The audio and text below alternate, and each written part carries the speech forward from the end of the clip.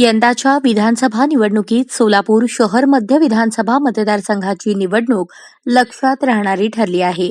एका मुस्लिम समाजावर आमदार होऊ शकत नाही हे पुन्हा एकदा सिद्ध झाले असले तरी या निवडणुकीत MIMचे उमेदवार फारुख शाबदी यांनी मात्र सर्वांची मने जिंकली आहेत.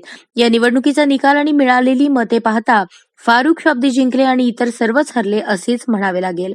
काँग्रेसचे आमदार प्रणिती शिंदे या खासदार झाल्याने त्यांच्या मतदारसंघात आमदार होण्यासाठी अनेक इच्छुकांना संधी निर्माण झाली.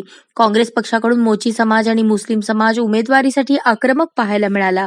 शहराध्यक्ष चेतन नरोटे यांनी ही इच्छा व्यक्त केली होती. काँग्रेस पक्षाने सुरुवातीला बाबा मिस्त्री यांना उमेदवारी देण्याचा प्रयत्न केला, परंतु मिस्त्री यांनी नकार दिला. त्यामुळे मुस्लिम आणि मोची समाजाला उमेदवारी न देता चेतन नरोटे यांना उमेदवारी दिली. दुसरीकडे फारुख शाबदी हे तर MIM कडून फिक्स होते. हा मतदारसंघ पारंपरिक शिवसेनेचा असल्याने शिवसेनेने सुद्धा या मतदारसंघातून मागणी केली होती. त्यासाठी मनीष काळजे आणि शिवाजी सावंत इच्छुक होते. जागा वाटपाच्या ऍडजस्टमेंटमध्ये ही जागा भाजपने घेतली. देवेंद्र कोठे यांना उमेदवारी मिळाली. एकूणच या मतदारसंघाचा विचार केला तर 2009, 2014 आणि 2019 यामध्ये काँग्रेसच्या आमदार प्रणिती शिंदे या विजयी झाल्या.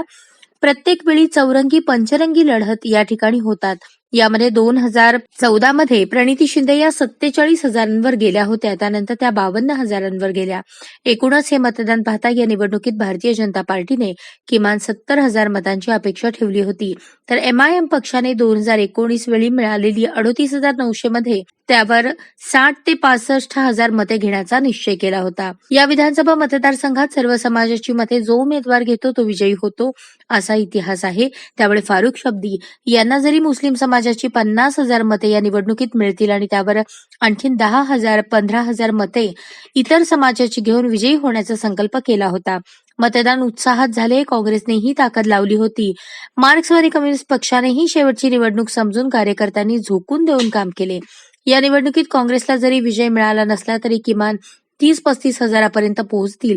त्याचबरोबर आडम मास्टर 15 ते 20 हजारापर्यंत जातील असे अनेकांना अपेक्षा होती. भाजप आणि MIM मध्ये अटीतटीची लढत होऊन दोघांपैकी एक जण विजयी होईल असा अंदाज वर्तवला जात होता, परंतु झाले उलटेच. भारतीय जनता पार्टीने 1 लाखांपेक्षा अधिक मते घेतली. भाजपचे देवेंद्र कोठे 48,000च्या मताधिक्याने विजयी झाले, पण शाबदी यांना 2019च्या निवडणुकीच्या तुलनेत 23,000 मते अधिक घेतल्याचे पाहायला मिळाले.